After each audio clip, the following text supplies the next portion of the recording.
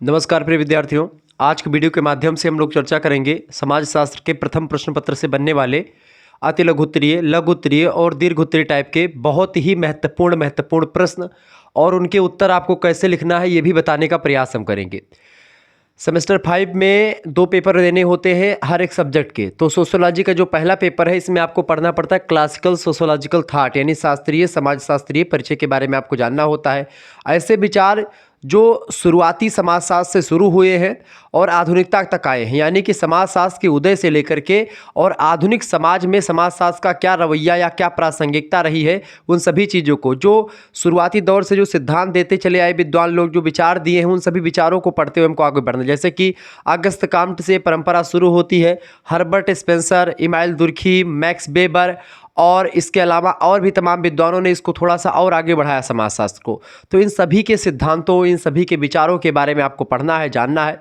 Basically समाजशास्त्र की जो आधारशिला तैयार होती है, उस आधारशिला पर एक महल कैसे तैयार होता है, तो उस महल के छत और लेट तक के आपको पढ़ना है। यानी कहने लेट मतलब होता है छत के ऊपर जो चिकनाई वाला पोर्शन होता है, वहाँ तक आपको पढ़ना है। तो समाजशास्त्र का बेसिकली इसमें आपको इतिहास भी समझ में आएगा, समाजशास्त्र का उद्भव कैसे हुआ, समाजशास्त्र का विकास कैसे कैसे हुआ, समाजशास्त्र का विकास किन सिद्धांतों, किन नियमों के द्वारा हुआ, कौन कौन से विद्वान सबसे प्रमुख रहे जिन्होंने अपने अपने विचारों के माध्यम से तमाम प्रकार की सिद्धांत दिए जो समाजशास्त्र को एक ब्रॉड विषय वस्तु या एक जो है कला और विज्ञान के समन्वय को दिखाने का प्रयास करने वाले शास्त्र के रूप में प्रकट करते हैं।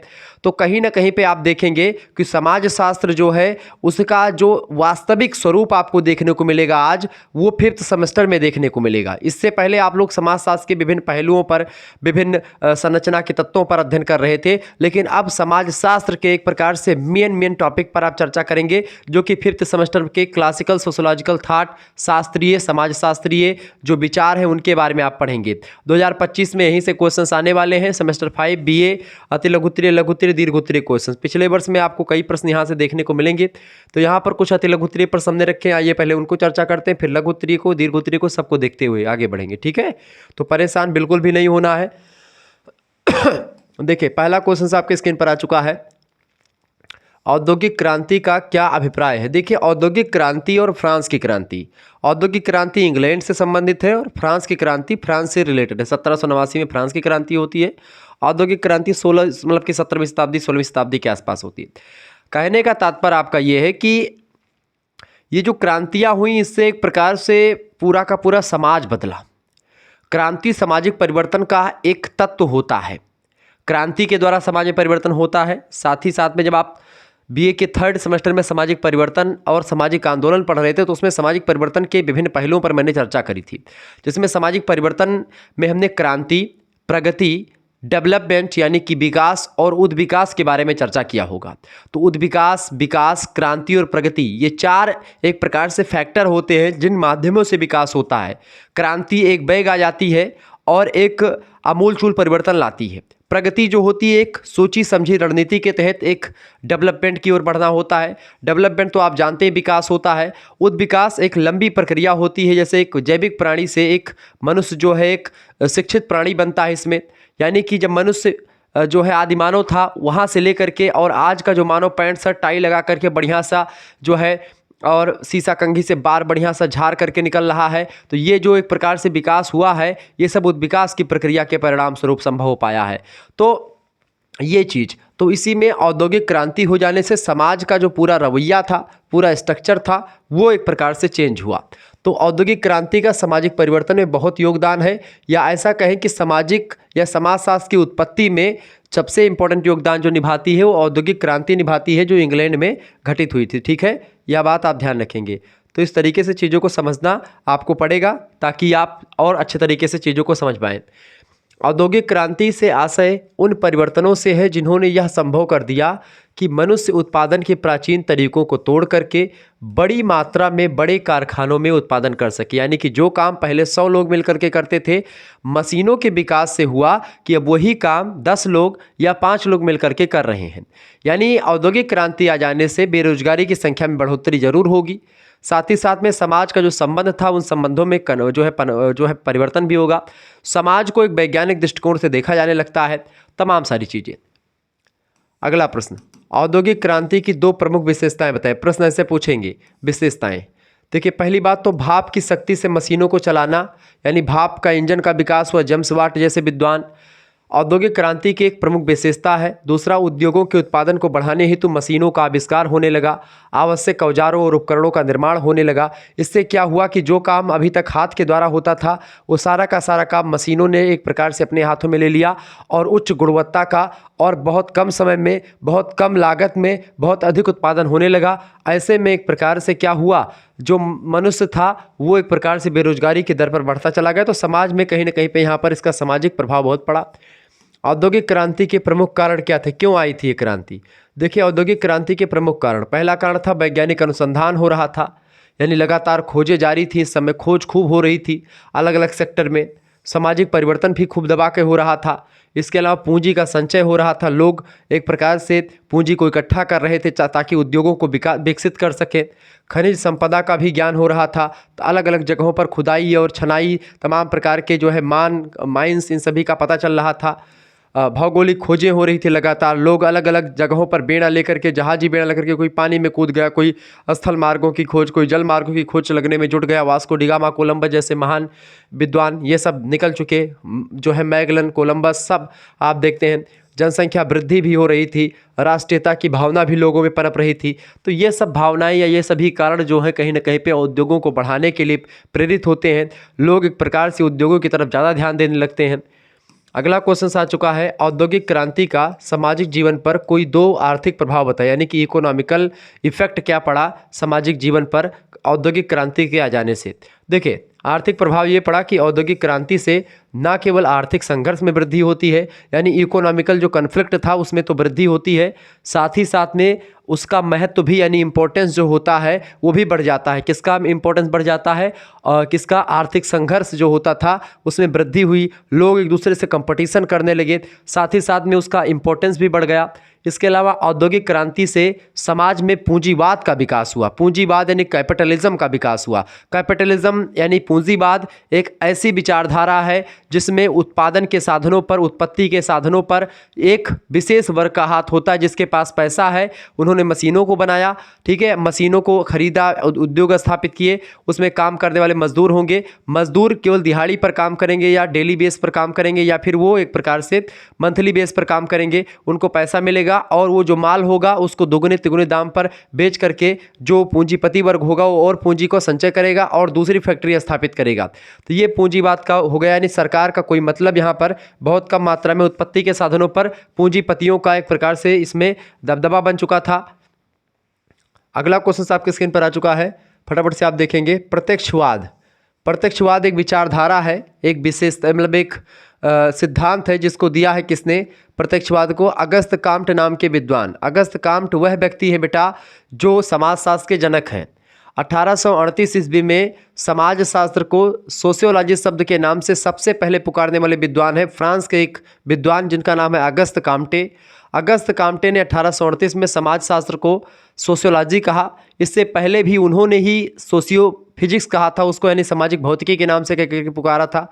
लेकिन 1838 में उनको लगा कि सोशियो फिजिक्स या सामाजिक भौतिकी इसके लिए उपयुक्त नाम नहीं है, तो उन्होंने कहा कि इसको सोशियोलॉजी कहा जाएगा। सोशियस और लोगास दो शब्दों से मिलकर के बना सोशियोलॉजी, ठीक है, यानी समाज का विज्ञान। प्रत्यक्षवाद को धार्मिकता तथा नैतिकता के निकट लाने के लिए काम्टे के कोई दो कार्यों को बताइए। बेसिकली पॉजिटिव फिलॉसफी या पॉजिटिव पॉलिसी जो पुस्तक है किसने लिखी? अगस्त काम्टे ने लिखी है। तो पॉजिटिव पॉलिसी की रचना करके अगस्त काम्टे ने मानवता के पुनर्निर्माण का कार्य पूरा करना चाहा। साथ ही साथ में अगस्त काम्टे सामाजिक पुनर्निर्माण के लिए मानवता के धर्म की स्थापना पर जोर देते थे, इसमें कोई दो राय नहीं। प्रत्यक्षवाद क्या है?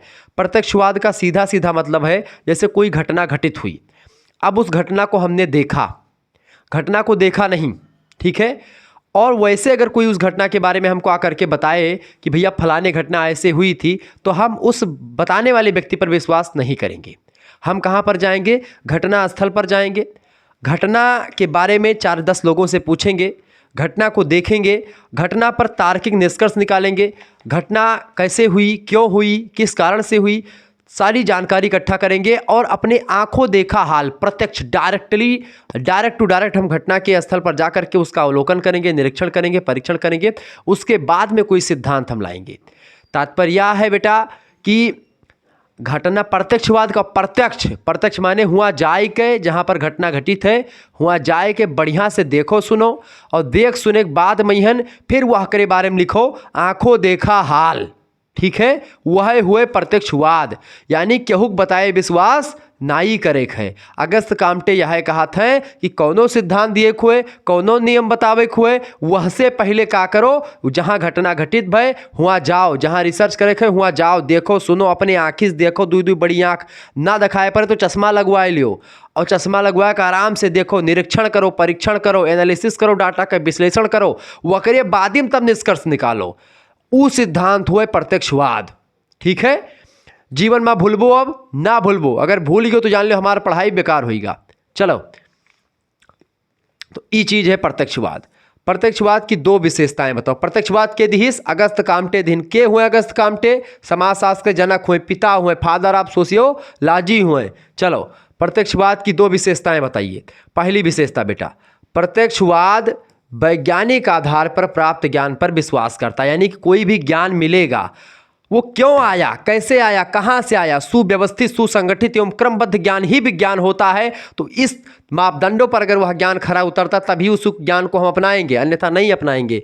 इसीलिए समाजशास्त्र को विज्ञान मानते हैं अगस्त कामटे। ठीक है, प्रत्यक्षवाद में सामाजिक घटनाओं की व्याख्या निरीक्षण के द्वारा, परीक्षण के द्वारा तथा वर्गीकरण आदि वैज्ञानिक पद्धतियों के आधार पर करी जाती है, यानी हर एक चीज आंखों देखा हाल और तथ्य पर, सत्य पर आधारित घटनाएं जो होती हैं उनके आधार पर चीजें होती हैं। अगला प्रश्न आपके स्क्रीन पर आ चुका है। अगस्त कामटे के त्रिस्तरीय सिद्धांत के नाम लिखिए। त्रिस्तरीय सिद्धांत क्या अगस्त कामटे का? देख, कामटे का त्रिस्तरीय सिद्धांत निम्नलिखित है। पहला है कल्पनात्मक या आध्यात्मिक व्यवस्था, दूसरा है भावात्मक या तार्किक अवस्था और तीसरी है प्रत्यक्षात्मक या वैज्ञानिक अवस्था। समाजशास्त्र की ये तीन अवस्थाएं त्रिस्तरीय सिद्धांत ही हैं। पहली जो है कल्पना या आध्यात्मिक अवस्था या व्यवस्था रही होगी, फिर उसके बाद में भावात्मक या अवस्था कर ले यहाँ पर व्यवस्था के स्थान पर अवस्था। ठीक है, फिर भावात्मक यानी तार्किक अवस्था रही जिसमें तर्क वगैरह प्रधान आए, फिर उसके बाद में जो वर्तमान का समाजशास्त्र इसमें प्रत्यक्षात्मक और वैज्ञानिक, जिसको आप कह सकते हैं डायरेक्ट भाई देख सुन करके सारी चीज़ पर नियम कायदे आते हैं। तो इस तरीके से समाज का विकास। अगला प्रश्न है कामटे के वर्गीकरण के दो सिद्धांत बताएं। तो वर्गीकरण के सिद्धांत देखिए, कामटे का मत था कि ज्ञान की प्रत्येक शाखा अपने से पूर्व विकसित विज्ञानों के द्वारा प्रतिपादित सिद्धांतों या नियमों पर आश्रित होती है, यानी कोई भी विज्ञान आएगा तो उससे पहले जिससे जुड़ा हुआ रहेगा उसका प्रभाव आगे वाले पर जरूर पड़ेगा, और जो आगे वाला है उसका प्रभाव उसके आगे वाले के लिए पृष्ठभूमि तैयार करेगा कहीं ना कहीं पे, यानी कि अपने से पूर्ववर्ती जो है चीज़ों का प्रभाव अग्रवर्ती चीज़ों पर पड़ता है। ठीक है, यही बात बताएं। दूसरी बात, अगस्त कामटे ने विज्ञानों के वर्गीकरण का एक दूसरा सिद्धांत भी प्रतिपादित किया है जिसको वह घटती हुई सामान्यता और बढ़ती हुई जटिलता का नाम देते हैं। तो घटती हुई सामान्यता और बढ़ती हुई जटिलता, जो कि समाजशास्त्र का जो विकास हुआ है, आप देखते पहले का समाज बहुत सरल था, आज का समाज बहुत जटिल होता चला जा रहा है। पहले केवल रोटी कपड़ा मकान की जरूरत लोगों को होती थी, आजकल क्या है, रोटी कपड़ा मकान मिल गया तो हीरो होंडा स्प्लेंडर प्लसो खरीदे चाहिए, वो मिलेगा तब कहीं नहीं बुलेट अब बढ़िया लाओ गुरुदेव बुलेट खरीदा जाए, जब बुलेटो आएगा तो कहीं ना अब मारुति सुजुकी खरीदो, चार चक्का कोनो बढ़िया स्विफ्ट लाओ वह चलाओ जाए, स्विफ्टो स्पेयर भर कहीं ना किया सेल्टास ले आओ, शुक्ला गुरु जी जोन राखे हैं। अब किया सेल्टास आई गए भैया, ओकरे बाद में फिर कहीं ना और का चाहिए, कहीं ना रुको किया सेल्टास होगा, फॉर्च्यूनर सीधा लाओ तब फॉर्च्यूनर पर नंबर आएगा। यानी मनुष्य जो है अनंत इच्छाओं का स्वामी है। मनुष्य जो है एक इच्छा उसकी पूरी होती ही है कि तुरंत दूसरी इच्छा उसकी पनप जाती है। तो कहीं ना कहीं पे मनुष्य का पेट कभी नहीं भरने वाला है। ऐसी स्थिति में बेटा तो सरलता जो रही वो तो ख़त्म हो गई, लगातार जटिलता। आप कितना भी पैसा कमा लो, कितना भी एक प्रकार से आप पढ़ लो, लेकिन लगेगा कि कुछ कम ही आपने पढ़ा है या कुछ ही कम ही हमने कमाया, अभी और कर सकते थे। यानी एक प्रकार से मनुष्य की इच्छाएँ जो होती कभी ख़त्म नहीं होती, इसी वजह से मनुष्य को मोक्ष की प्राप्ति भी नहीं हो पाती। अगला प्रश्न, जिस दिन मनुष्य की इच्छाएं समाप्त हो जाएंगी उसी दिन जान लीजिए जिंदे आदमी को मोक्ष मिल गया। मोक्ष क्या है? What do mean by moksha? मोक्ष क्या होता है? मोक्ष वही है कि जब आपकी इच्छाएं समाप्त हो जाएं, वह व्यक्ति मोक्ष प्राप्ति का उत्तराधिकारी हो जाता है, जीवित भी। काम्टे का जो विज्ञानों का संस्करण है वो क्या है? विज्ञानों को इन्होंने विकास बताया कि किस तरीके से समाजशास्त्र की उत्पत्ति, इसमें कई विज्ञान का सामना करना पड़ा, उसके अंदर समाजशास्त्र निकला। ज्ञान सोपान में विज्ञानों की स्थिति काम्टे ने आश्रितता और जटिलता की वृद्धि के आधार पर निर्धारित की है। विज्ञान जितना अधिक प्राश्रित होता है उतना ही नवीन और उन्नतशील होता है। इस प्रकार काम्टे के द्वारा प्रतिपादित विज्ञानों का संस्करण निम्न प्रकार है। सबसे पहले बताते हैं कि गणित का विकास हुआ होगा। अगस्त काम्टे कहते हैं गणित शास्त्र बना, गणित शास्त्र के ही आधार पर क्या बना? खगोल शास्त्र का विकास हुआ। किसका? खगोल शास्त्र का विकास हुआ। खगोल शास्त्र का हुआ भैया? खगोल शास्त्र जिसमें जैसे तारामंडल का पूरा ज्योति, मतलब कि जितना भी आपका तारा है, आकाश मंडल पूरा का पूरा, ये सब जितना भी अध्ययन आप करते हैं, सौर मंडल, आकाश, पाताल, ये सब आपका खगोल विज्ञान के अंतर्गत। तो पहले गणित शास्त्र आया, गणित शास्त्र पर आधारित एक दूसरा विज्ञान बना खगोल शास्त्र। अब भौतिक शास्त्र उसके बाद में आया। भौतिक शास्त्र पर गणित शास्त्र का और खगोल शास्त्र का दोनों का प्रभाव पड़ा होगा। फिर भौतिक शास्त्र के लिए, भौतिक शास्त्र के बाद में रसायन शास्त्र आया। रसायन शास्त्र पर गणित शास्त्र, खगोल शास्त्र, भौतिक शास्त्र तीनों का प्रभाव पड़ा। इसके बाद में फिर जीव शास्त्र आया, यानी कि जीव विज्ञान। तो जीव विज्ञान पर आगे के जो तमाम सारे सिद्धांत हैं या नियम, जो जैसे गणित है, खगोल विज्ञान है, भौतिक शास्त्र है या रसायन शास्त्र है, इसका प्रभाव जीव विज्ञान पर पड़ा। और इन सभी जो है विषयों का प्रभाव आकर के फिर छठे नंबर पर समाजशास्त्र पर पड़ा। इस तरीके से समाजशास्त्र रूपी विज्ञान का उदय हुआ। अगस्त काम्टे कहते हैं चूंकि इन सभी ने आधार तैयार किया समाजशास्त्र के लिए, इसलिए समाजशास्त्र एक वैज्ञानिक विषय वस्तु है। ठीक है, यही को विज्ञानों का संस्करण कहते हैं। ये प्रश्न परीक्षा में हमेशा पूछा जाता रहा है, यह बात आप ध्यान रखेंगे। जिन बच्चों को एक प्रकार से PDF प्राप्त करनी है, ठीक है, वो हमारे पास SMS करके PDF प्राप्त कर सकते हैं। 91 61 93 60 62 पर आप SMS करें। ठीक है, अपना नाम, अपनी यूनिवर्सिटी का नाम, ठीक है, और अपने सब्जेक्ट के नेम लिख करके भेज दीजिएगा। ठीक है, अपने सब्जेक्ट के नेम लिख करके भेज दीजिएगा। इसकी जो प्राइस, मतलब कि जो फीस रखी गई है, मात्र 100 रुपीज़ फीस रखी गई है। इसी में आपके सभी सब्जेक्ट की तैयारी करवा दी जाएगी। 100 रुपये में आपके 2 मेजर सब्जेक्ट, एक को करिकुलर, इन सभी की तैयारी हो जाएगी। ठीक है, को करिकुलर का हो चुका है तो कोई दिक्कत की बात नहीं, आपके मेजर सब्जेक्ट की PDF आपको मिल जाएंगी। इसके अलावा जिनको मान लेते 5th सेमेस्टर का पेपर हो चुका है, एक आध पेपर बच्चा है, वो चाहते हैं कि हमको 6th सेमेस्टर में जुड़ना है, तो 6th सेमेस्टर में भी आप जुड़ने के लिए SMS कर सकते हैं। आपके लिए एक प्रकार से ग्रुप की व्यवस्था कर दी गई, तो ग्रुप में आपको जोड़ दिया जाएगा और जल्द ही क्लासेस प्रारंभ होगी। फिर उसी ग्रुप में क्लासेस आपको मिलती रहेंगी। जुड़ना है तो जुड़ जा सकते हैं। 100 रुपीज़ 6th सेमेस्टर के लिए भी फीस रखी गई है। ठीक है, चले आगे बढ़ते हैं। अगला क्वेश्चन, तो विज्ञानों का संस्करण अगस्त काम्टे का आपको समझ में आ गया। अगला क्वेश्चन आप देखिएगा, अगला प्रश्न आ चुका है, अगस्त काम्टे पर टिप्पणी कीजिए।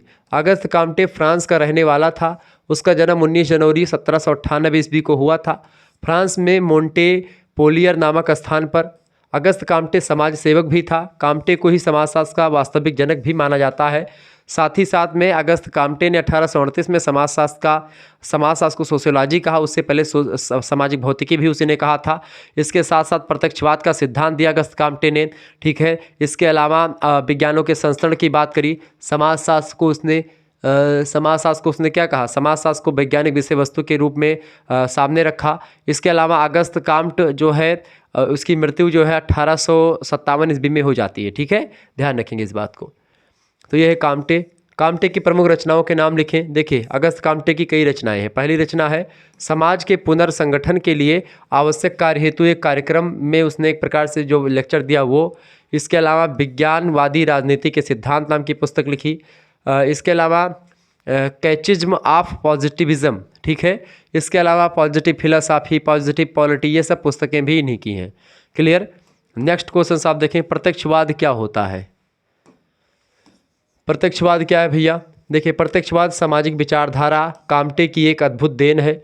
वैज्ञानिक पद्धति के आधार पर प्राप्त ज्ञान को ही प्रत्यक्षवाद कहा जाता है। अवलोकन, यानी अवलोकन मैंने देखना, परीक्षण उसका प्रैक्टिकल करना, प्रयोग करना, ठीक है, वर्गीकरण करना, उसको बांट करके तथ्यों में डिवाइड करके पढ़ना, इसी पर आधारित वैज्ञानिक पद्धतियों के आधार पर विभिन्न तथ्यों का ज्ञान प्राप्त करना तथा उन तथ्यों के बीच पाए जाने वाले संबंधों को संचालित करने वाले निश्चित नियमों का पता लगाना प्रत्यक्षवाद कहा जाता है। बेसिकली यही है प्रत्यक्षवाद। ठीक है, मैंने आपको समझा दिया है।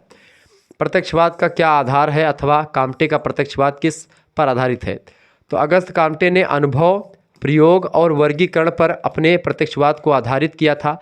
उसने वैज्ञानिक पद्धतियों का सहारा लिया और प्रत्येक घटना का विश्लेषण वैज्ञानिक पद्धतियों के आधार पर किया गया। वैसे नहीं कि टुटपुंजिये पद्धतियों का प्रयोग करके, ऐसा नहीं कि भाई उसके हिसाब से बस सोच लिया, इमेजिन करके हमने कर दिया। नहीं, आप जाओ, निरीक्षण करो, परीक्षण करो, उस डाटा का एनालिसिस करो, वर्गीकरण करो, उसके बाद में निष्कर्ष निकालो, ये प्रत्यक्षवाद होगा। ठीक है, अगला क्वेश्चन आपके स्क्रीन पर आ चुका है, फटाफट से आप देखिएगा। प्रश्न है भौतिक विकास यानी कि जो है भौतिक विकास के 4 गौण नियम क्या हैं। देखिए, हर्बर्ट स्पेंसर ने भौतिक विकास के सिद्धांत के 3 मौलिक नियमों के अतिरिक्त विकास के जो है 4 गौण नियम भी बताए हैं। 3 मुख्य नियम है और 4 गौण नियम है। पहला है एकता का नियम, दूसरा है रूपांतरण और समानता का नियम, तीसरा है न्यूनतम प्रतिरोध तथा अधिकतम आकर्षण का नियम, और चौथा क्रमिक गति का नियम। ये 4 नियम है जो गौण नियम है सामाजिक विकास के, विकास के। ठीक है, हर्बर्ट स्पेंसर जो है ये इंग्लैंड के थे और इंग्लिश पिता, समाजशास्त्र का इंग्लिश पिता कहा जाता है। समाजशास्त्र का इंग्लिश पिता किसे कहते हैं? हर्बर्ट स्पेंसर नाम के विद्वान को कहते हैं। हर्बर्ट स्पेंसर बहुत प्रभावित थे डार्विन से। चार्ल्स डार्विन एक जीवशास्त्री हैं जिन्होंने जिराफ को लेकर के सिद्धांत दिया था। उद्विकास का सिद्धांत बेसिकली डार्विन का ही है, लेकिन जहाँ पर सामाजिक उद्विकास की बात करते तो वहाँ पर हर्बर्ट स्पेंसर का नाम आ जाता है। हर्बर्ट स्पेंसर कहते हैं कि समाज एक सावयव की भांति है। जिस तरीके से मनुष्य का शरीर तमाम अंगों से मिलकर के बनता है, उसी प्रकार से समाज का निर्माण भी समाज के तमाम अवयवों से मिलकर के बनता है। ठीक है, तो इस तरीके से समाज एक सावयव की भांति काम करता है। समाज का सावयवी सिद्धांत किसने दिया? वो हर्बर्ट स्पेंसर ने दिया। सामाजिक उद्विकास का सिद्धांत किसने दिया? हर्बर्ट स्पेंसर ने दिया। समाजशास्त्र के इंग्लिश पिता किसे कहा जाता है? हर्बर्ट स्पेंसर को कहा जाता है बेटा। ठीक है, ध्यान रखेंगे इस बात को। वीडियो को लाइक कर दीजिएगा, चैनल पर नए हैं तो सब्सक्राइब जरूर कर दीजिएगा प्लीज़। आप लोग चैनल को सब्सक्राइब नहीं करते हैं। इतना मस्त लेक्चर मैं देता हूँ, अपने जान से मैं पूरा जी जान लगा के आपको पढ़ाता हूँ, फिर भी आप लोग सब्सक्राइब नहीं करते हैं तो फिर थोड़ा सा प्रॉब्लम होती, दिक्कत होती है। आप लोग सब्सक्राइब बढ़वा ही नहीं रहे हो। ठीक है, सब्सक्राइब बढ़वाओ। अब तक तो 1 मिलियन लगभग हो जाना चाहिए था। इतना वेट आप करवा रहे हो, इतने दिन से वहीं पर अटका हुआ है सब्सक्राइबर। 8 लाख नहीं पूरा हो पा रहा है, ऐसे उसी पे लटका है 4-5 हज़ार पे बना हुआ है, वैसे बढ़ ही नहीं रहा है। हमने सोचा था आपकी लगभग 9 लाख 8 लाख 9 लाख आप पहुँचा देंगे, लेकिन वो भी नहीं। चले कोई बात नहीं, जैसा है जो भी आप दे रहे हैं बहुत ही बड़ी चीज़ है। चले, उद्विकास की परिभाषा दीजिए। देखिए, स्पेंसर ने उद्विकास को इस प्रकार परिभाषित किया है। हर्बर्ट स्पेंसर कहते हैं कि उद्विकास, एवोल्यूशन जिसको कहते हैं, पदार्थ का समन्वय तथा उससे संबंधित गति है जिसके दौरान पदार्थ एक अनिश्चित असंबंध समानता से निश्चित संबंध भिन्नता में बदल जाता है। कुल मिलाकर के उद्विकास सरलता से जटिलता में परिवर्तन को कहते हैं। एक सरल समाज एक जटिल समाज में परिवर्तन होता है, उसी को उद्विकास कहा जाता है। ठीक है, जैसे आदिमानव से मनुष्य बनने की प्रक्रिया उद्विकास कही जा सकती है। एक क्रमिक विकास होता है, धीरे धीरे विकास होता है, यह बात ध्यान रखेंगे। अगला प्रश्न, स्पेंसर की 4 महत्वपूर्ण रचनाएं बताएं।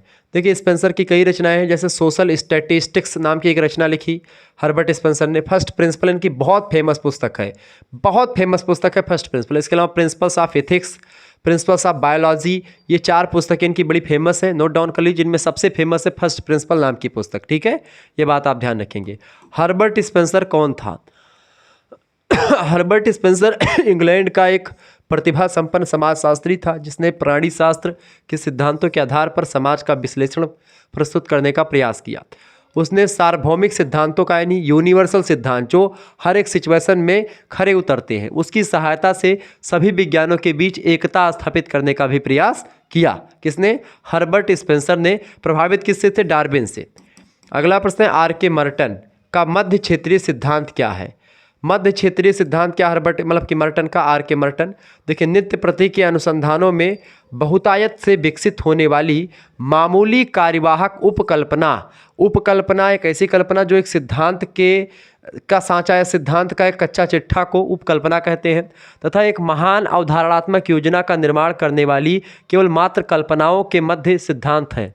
तो कुल मिलाकर के मर्टन का जो मध्य क्षेत्रीय सिद्धांत है ये उपकल्पना का निर्माण करने से रिलेटेड है। ठीक है, अगला क्वेश्चन आ चुका है, R.K. मर्टन ने सामाजिक घटनाओं के परिणाम के संदर्भ में यानी सामाजिक घटनाओं का जो परिणाम है उसके संदर्भ में कितनी अवधारणाएं विकसित करी हैं? तो उसके संदर्भ में 4 अवधारणाएं। पहला है प्रकार्य, दूसरा है दुष्प्रकार्य, तीसरा है गोचर और चौथा है अगोचर। ठीक है, अगला क्वेश्चन से प्रकार्य क्या है? देखिए, प्रकार्य के निरीक्षण परिणाम है जो एक व्यवस्था विशेष के अनुकूल या सामंजस्य को संभव बनाते हैं। तो ये क्या है, ये प्रकार्य है, यानी कि प्रकार के निरीक्षण परिणाम होते हैं जो एक व्यवस्था विशेष के अनुकूल या सामंजस्य को संभव बनाते हैं। आकार्य होता है, मतलब कि जैसे कि मान लेते हैं प्रकार्य में ठीक ठाक कार्य आता है, समाज में रहते हुए आप अच्छा काम करें, समाज की रीति रिवाजों को माने, समाज के नियम कायदों को फॉलो करते हैं, तो वो आपका प्रकार्य है। आ माने होता नहीं, कार्य माने कार्य, यानी मर्टन के अनुसार कुछ इकाइयां प्रकार की जगह आकार्य करती हैं। यह इकाई व्यवस्था में संगठित करने के स्थान पर व्यवस्था को विघटित करने में योगदान देती हैं।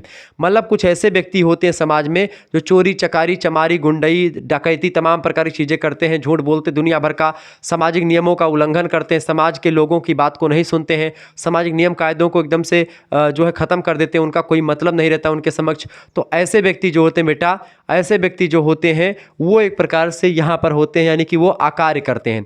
तो प्राकार्य समाज के नियम के अकॉर्डिंग चलना प्राकार्य होता है।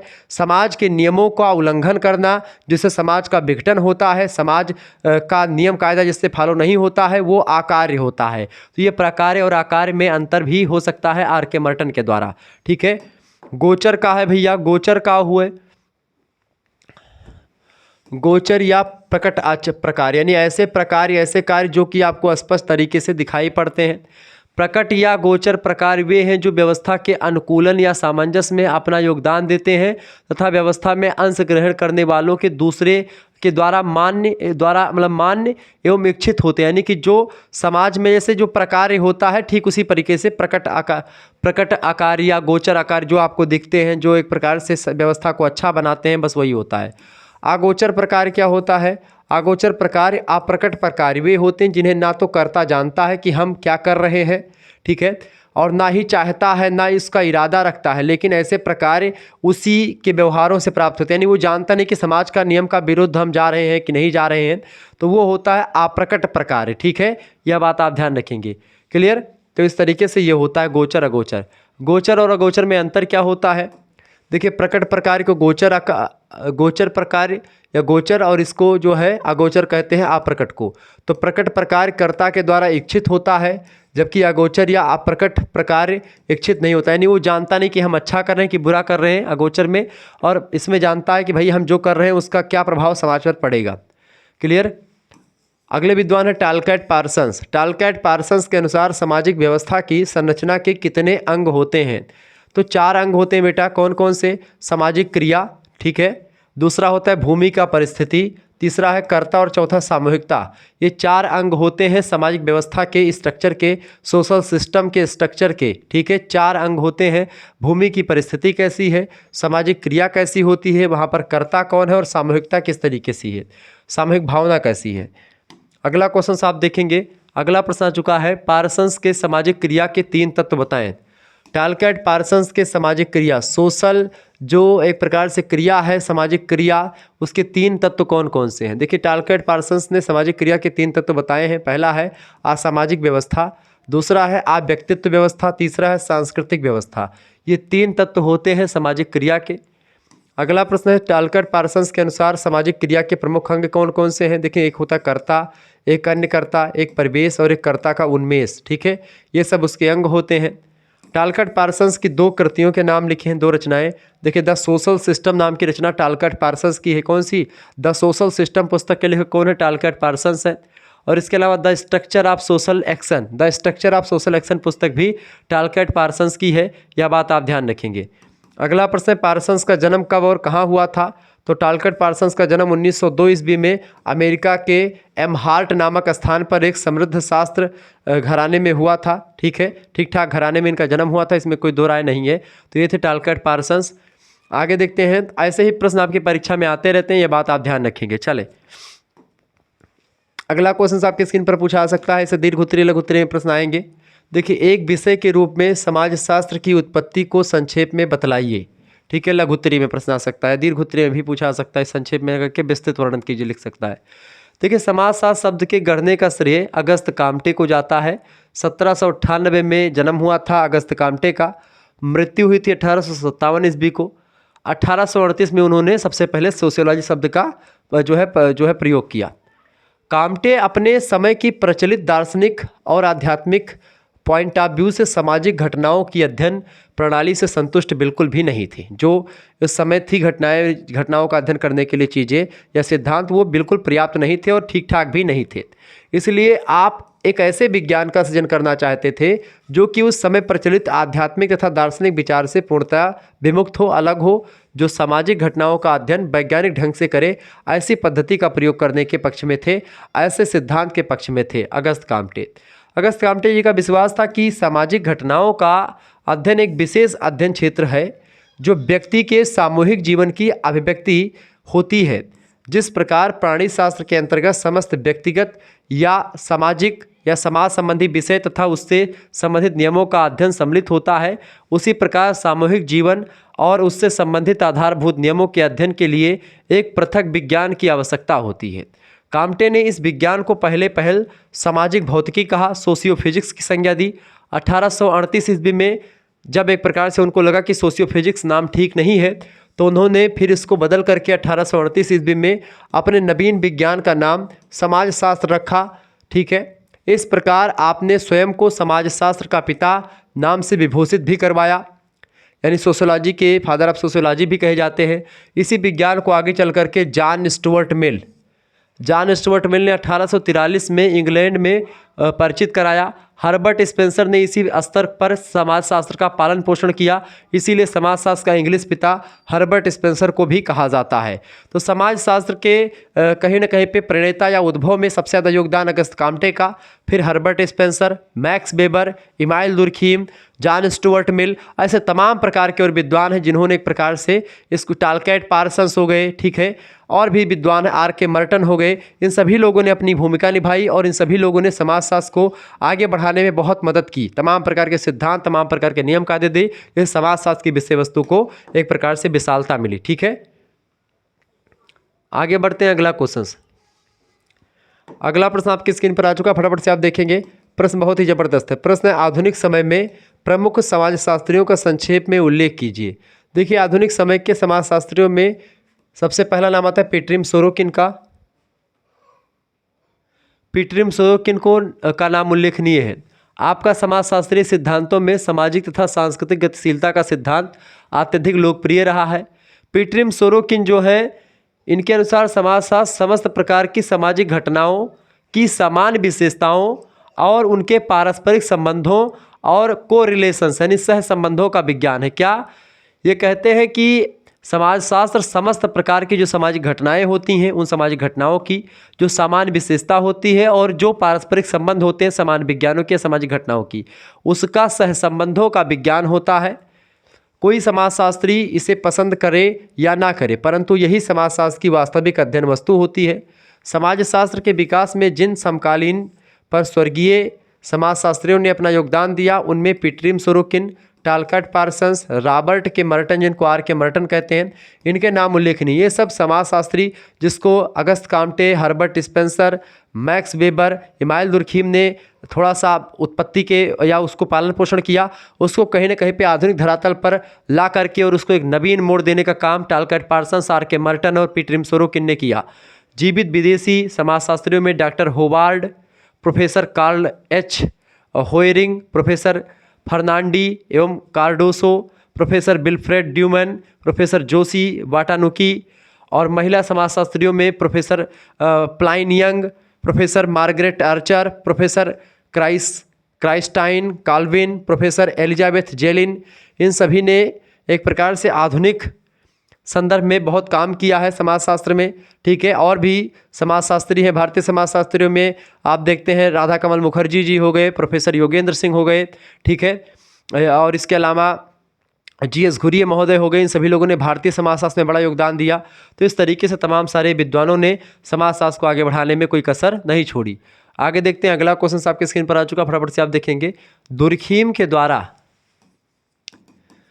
इमाइल दुर्खीम के द्वारा प्रतिपादित समाजशास्त्रीय पद्धति के नियम क्या है?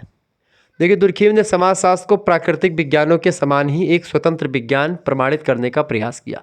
इमाइल दुर्खीम आत्महत्या के सिद्धांत के लिए जाने जाते हैं। समाजशास्त्र को सामूहिक प्रतिनिधानों का विज्ञान कहने वाले जो है विद्वान है इमाइल दुर्खीम। सामूहिक प्रतिनिधित्व का सिद्धांत किसने दिया? इमानुएल दुर्खीम ने दिया। आत्महत्या का सिद्धांत इन्होंने ही दिया, ठीक है, यह बात आप ध्यान रखेंगे। उन्होंने अपनी पुस्तक समाजशास्त्रीय पद्धति के नियम, इनकी पुस्तक है समाजशास्त्रीय पद्धति के नियम, ठीक है, 1895 ईस्वी में पुस्तक आई। उसमें समाजशास्त्र के विषय के बारे में, स्कोप ऑफ सोशियोलॉजी, उसका क्षेत्र, अध्ययन की क्या क्या विधियां होनी चाहिए समाजशास्त्र की, सबको बढ़िया तरीके से, स्पष्ट तरीके से अपनी इस पुस्तक में जो 1895 में आई, उसमें बहुत बढ़िया तरीके से समाजशास्त्र की चीज़ों के अध्ययन पद्धतियाँ क्या होनी चाहिए, उसका क्षेत्र, विषय, प्रकृति, सब कुछ स्पष्ट तरीके से बताया।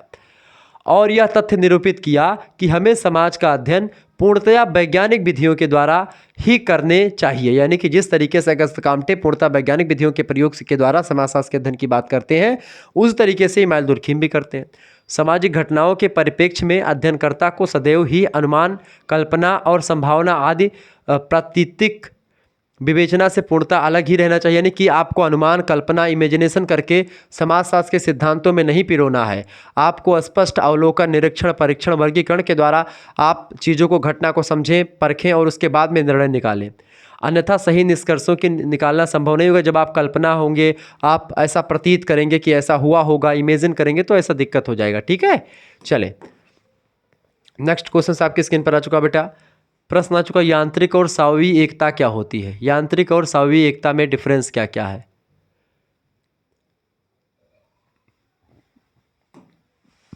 यांत्रिक और स्वाभाविक एकता में डिफरेंस बताएं।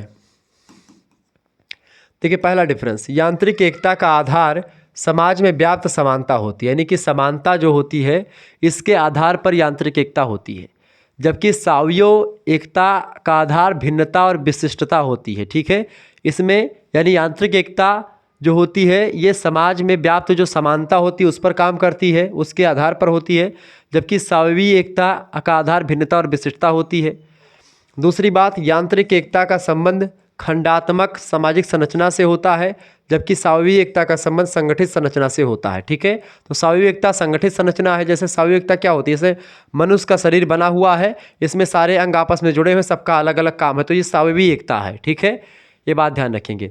यांत्रिक एकता व्यक्ति और समाज के बीच प्रत्यक्ष संबंध को स्थापित करते हैं, यानी व्यक्ति और समाज के बीच में क्या संबंध है ये यांत्रिक एकता बताती है, जबकि स्वाभाविक एकता अप्रत्यक्ष संबंध होता है। अब हमारे हाथ का हमारे हृदय के साथ क्या संबंध है ये अप्रत्यक्ष हमको दिख नहीं रहा है, ठीक है, तो हम लेकिन जुड़े हुए हैं आपस में। लेकिन समाज का और व्यक्ति के बीच जो संबंध होता है वो आपका होता है कौन सा, वो होता है यांत्रिक एकता, ठीक है। अगला प्रश्न, अगला अंतर, यांत्रिक एकता की अभिव्यक्ति दमनकारी कानूनों में आमतौर पर स्वाभाविक एकता की प्रतिकारी कानूनों में होती है, यानी यांत्रिक एकता की अभिव्यक्ति दमनकारी कानूनों से होती है और स्वाभाविक एकता की प्रतिकारी कानून जो है प्रतिकारी कानूनों में होती है इसका, ठीक है। पांचवा अंतर है, यांत्रिक एकता व्यक्तित्व विकास में बाधा उत्पन्न करती है, प्रतिकूल होती है, जबकि स्वाभाविक एकता जो होती है व्यक्तित्व विकास में सहायता उत्पन्न करती है। यांत्रिक एकता वाले समाज में श्रम विभाजन और विशेषीकरण का कमी पाई जाती है, अभाव पाया जाता है, किंतु स्वाभाविक समाज में बहुलता पाई जाती है, किसकी, श्रम विभाजन और विशेषीकरण उसमें पाया जाता है स्वाभाविक एकता में। यांत्रिक एकता प्राचीन, सरल, आदिम समाजों में पाई जाती है, यानी ऐसे समाज जो प्राचीन है, सरल हैं, आदिम है, वहाँ पर यांत्रिक एकता आपको मिलेगी, जबकि स्वाभाविक एकता आपको आधुनिक समाजों में मिलेगी। समाज एक स्वाभाविक की भांति काम करता है, किसने कहा था, हर्बर्ट स्पर्सन ने कहा था, उन्होंने ही एक प्रकार से इस तरीके की मतलब की सामाजिक व्यवस्था के बारे में बताया। अगला क्वेश्चन आपकी स्क्रीन पर आ चुका, अहंगवादी आत्महत्या क्या होती है? इमानुएल दुर्खीम ने आत्महत्या का सिद्धांत दिया, उसमें अहमवादी, परार्थवादी, परमार्थवादी सारे आत्महत्या के प्रकार बताए। तो जिसमें अहमवादी आत्महत्या के संबंध में इमानुएल दुर्खीम के विचारों की विवेचना कीजिए, बढ़िया प्रश्न है। देखें, दुर्खीम के अनुसार जब समाज में व्यक्तिगत स्वतंत्रता का महत्व बढ़ जाता है, व्यक्ति पूर्ण स्वतंत्र हो जाता है, समाज का उस पर दबाव कम रहता है, तो प्रत्येक व्यक्ति दूसरों के आधिपत्य और प्रभाव से मुक्त होकर के अपने कार्य को अलग रूप से करने लगता है। वो समाज के नियमों कायदों को नहीं फॉलो करता है, वो अपने हिसाब से हर एक काम को करने लगता है। इसके एकाकीपन, इससे क्या होता है, समाज में एकाकीपन उत्पन्न हो जाता है। इस दशा में प्रायः व्यक्ति स्वयं में ही इतना लीन हो जाता है कि उसका सामाजिक पृथक्करण सा हो जाता है, समाज उसको एक प्रकार से अलग नज़रिए से भी देखता है और उसके लिए समाज भी एक अलग तरीके का हो जाता है, समाज से उसका लगाव टूट जाता है। सामूहिक जीवन से अलग ऐसे व्यक्ति का समूह के अन्य लोग तिरस्कार भी करने लगते हैं। जब आप समाज में नहीं बैठेंगे उठेंगे तो आपका तिरस्कार समाज के लोग बिल्कुल करेंगे, ठीक है। समाज वाले मौज भी लेंगे आपकी, तो उसे नगण्य बना देते हैं, यानी कि उसका कोई मतलब नहीं समाज के अकॉर्डिंग। उसको एक अलग है भाई, वो तो घर घुसना है या ऐसे है, तमाम प्रकार की चीज़ें बताते हैं, ठीक है। यह बात आप ध्यान रखेंगे। तो इस तरीके से तमाम सारी चीज़ें बताई जाती हैं। प्रत्येक व्यक्ति के आदर्श, मूल्य और व्यक्तित्व समाज में ही मुखरित होते हैं, ठीक है। लेकिन जब समाज से वह व्यक्ति अलग हो जाता है, ऐसी स्थिति में वो सामाजिक नियमों को उतना सही तरीके से नहीं समझ पाता है, समाज के रीति रिवाजों को नहीं जान पाता है। सामाजिक साहचर्य और संपर्क के आधार पर ही व्यक्ति को जीने के उद्देश्य प्राप्त होते हैं। क्यों जीना है, कैसे जीना, समाज से जुड़े रहेंगे तभी जीने का मज़ा आता है। अतः एकाकीपन, तिरस्कार का अलगाव के कारण व्यक्ति में निरस्ता से ऊब जाता है व्यक्ति और आत्महत्या की ओर उन्मुख हो जाता है। जब लोग उसका तिरस्कार करेंगे, उसका मौज लेंगे, उसको समाज में उसको रिस्पेक्ट नहीं मिलेगी, ठीक है, तो ऐसे में वो आत्महत्या करने पर मजबूर हो जाता है। अपने स्वार्थों में लिप्त व्यक्ति एक समय स्वयं को समाज से कटा हुआ अनुभव करने लगता है, जिससे उसके अहम को भयंकर, यानी जो उसका अहम होता है, उसका जो सेल्फ होता है, उसको भयंकर ठेस पहुँचता है। अतः वह अपनी इहलीला समाप्त करने, यानी इहलीला मतलब कि अपने शरीर को समाप्त करने का प्रयत्न करता है और आत्मघाती प्रयास करता है, और यही आत्मघाती प्रकाश ही अहंगवादी आत्महत्या कहलाती है, ठीक है। ये बताया इन्होंने, किसने, इमानुएल दुर्खीम ने। क्या अहंगवादी आत्महत्या यही होती है जो खुद स्वतः, अगर आप समाज से कटे कटे रहेंगे तो एक समय ऐसा आएगा जब आपको लगेगा कि समाज जो है आपको भी काट रहा है या समाज आपकी मौज ले रहा है। ऐसी स्थिति में आप समाज से अलग होने का जो एक प्रकार से आपको पछतावा होगा और आप आत्महत्या करने पर मजबूर होने लगेंगे, ठीक है। चले, तो इस तरीके से ये होती है आपकी आत्महत्या के बारे में कुछ चीज़ें मैंने आपको बताई। अगला क्वेश्चन आपकी स्क्रीन पर आ चुका भैया। देखिए, प्रश्न आपकी स्क्रीन पर आ चुका, सभी लोग देखने का प्रयास करेंगे। प्रश्न है, कार्ल मार्क्स के इतिहास दर्शन का आलोचनात्मक मूल्यांकन कीजिए। देखिए, मार्क्स के इतिहास दर्शन की आलोचना कई विसंगतियों और दोषों के कारण से की जाती है, जैसे कि इतिहास की आर्थिक व्यवस्था, ऐतिहासिक भौतिकवाद में आर्थिक उत्पादन की प्रणाली पर अत्यधिक बल देना। इन्होंने उत्पादन की प्रणाली पर ही अधिक बल दिया। वर्ग संघर्ष पर ही इनका सारा सिद्धांत आप देखेंगे, चाहे अतिरिक्त मूल्य का सिद्धांत हो, चाहे इनको वैज्ञानिक समाजवाद का जनक कहा जाता हो, हर एक चीज़ इनको केवल इनको दो वर्गों में ही, समाज अब तक के सभी समाजों का इतिहास वर्ग संघर्ष का इतिहास रहा है, यानी ये हमेशा दो पक्षों पर ध्यान दिए हैं। ऐतिहासिक भौतिकवाद में आर्थिक उत्पादन की प्रणाली पर अत्यधिक बल देते हैं, इस वजह से इनका थोड़ा सा दर्शन जो है कहीं ना कहीं पे आलोचना का शिकार हो जाता है। संयोगवश घटित होने वाली घटनाओं के प्रभाव की पूरी उपेक्षा करते हैं। तीसरी बात, मात्र आर्थिक कारणों को ही सामाजिक ऐतिहासिक परिवर्तनों का और राजनीतिक सत्ता का मूल कारण मानते हैं, कि केवल आर्थिक कारण ही एक प्रकार सबके लिए जिम्मेदार है, इकोनॉमिकल फैक्टर ही जिम्मेदार है, चाहे राजनीतिक परिवर्तन हो, चाहे सांस्कृतिक परिवर्तन हो, चाहे सामाजिक परिवर्तन हो, और यही बात यहीं पर इनकी आलोचना करने के लिए पर्याप्त हो जाती है। आर्थिक सिद्धांत की पुष्टि को प्रमाणित नहीं भी करते हैं, आर्थिक सिद्धांत जो उन्होंने दिया उसकी पुष्टि भी नहीं कर पाते हैं। श्रमिक की अधिनायकवादी सत्ता की स्थापना नहीं कर पाते, राज्य विहीन समाज की स्थापना ना होना, ये सब इसके मतलब कि ये सब हैं। इसके बाद भी उनका सिद्धांत कोई हठवादी विचार नहीं है और ना ही कोई सूत्र है, किंतु एक यथार्थ विज्ञान अवश्य है, मूर्त अध्ययन और ऐतिहासिक खोज का साधन भी है। उनका सिद्धांत यांत्रिक रूप से प्रयुक्त किया जाने वाला सर्वश्रेष्ठ सूत्र नहीं है, वरन एक व्यवहारिक कल्पना उनकी है। अपने अकॉर्डिंग उन्होंने बहुत सारी चीज़ समाज के बारे में बताई जो काफ़ी हद तक ठीक भी है और काफ़ी हद तक नहीं भी ठीक है। अनुसंधान की विधि में जो कि हमें समाज के विगत स्वरूप की तथा भावी स्वरूप की भविष्यवाणी करने में सहायता प्रदान करेगी, इनके एकाध सिद्धांत से ऐसा पता चलता है। मार्क्स के वर्ग संघर्ष के प्रति दृष्टिकोण की विवेचना कीजिए। देखिए, वर्ग संघर्ष को लेकर के तो उन्होंने बड़ा काम किया है, कार्ल मार्क्स ने, वैज्ञानिक समाजवाद के जनक हैं। मार्क्स के अनुसार प्रत्येक समाज में उत्पादन के तरीकों के आधार पर परस्पर विरोधी दो वर्ग सदैव पाए जाते हैं, हमेशा। अब तक के समाजों का जो इतिहास रहा, वर्ग संघर्ष का इतिहास रहा है, चाहे जो भी समाज रहा हो, जिनमें संघर्ष होना अनिवार्य है, क्योंकि इनमें से एक पक्ष जो होगा, एक वर्ग शोषण करता होगा, जो शोषण करेगा, और दूसरा वर्ग होगा जिसका शोषण होगा, यानी जो शोषित वर्ग होगा। दोनों वर्गों के संघर्ष के कारण से संश्लेषण उत्पन्न होगा। यह प्रक्रिया प्रारंभ से चलती आ रही है। मध्य युग में संघर्ष सामंतों और भविष्य के बीच था। वर्तमान समय में यह संघर्ष पूंजीपति के बीच में और श्रमिक वर्ग के बीच में चल रहा है। पहले का परिणाम पूंजीवाद था, जबकि बाद का परिणाम समाजवाद निकला। इसके फलस्वरूप भविष्य में श्रमिक वर्ग का अधिनायकवाद स्थापित होगा। ये कहते हैं जो है कार्ल मार्क्स की, अब जैसे पूंजीवाद पहले दबदबा कायम किया, सामंतवाद के बाद पूंजीवाद आया, सामंतवाद जब खत्म हुआ तो पूंजीवाद आया। अब पूंजीवाद का विरोध हुआ तब साम्यवाद आया, साम्यवाद जब खत्म होगा तो उसके बाद में क्या होगा, पूंजीवादी जो दबदबा, पूंजीवादी जो बहुत ज़्यादा बड़े हैं वो उसका खत्म होने के बाद में क्या होगा, अब जो अगला सिद्धांत आएगा या अगला आगे क्या होगा, जो श्रमिक वर्ग होगा उसका उत्पत्ति के साधनों पर अधिकार होगा, वो दबदबा कायम करेगा, वही समाज के हर एक चीज़ को एक प्रकार से आगे बढ़ाएगा, ऐसा उन्होंने भविष्यवाणी करी।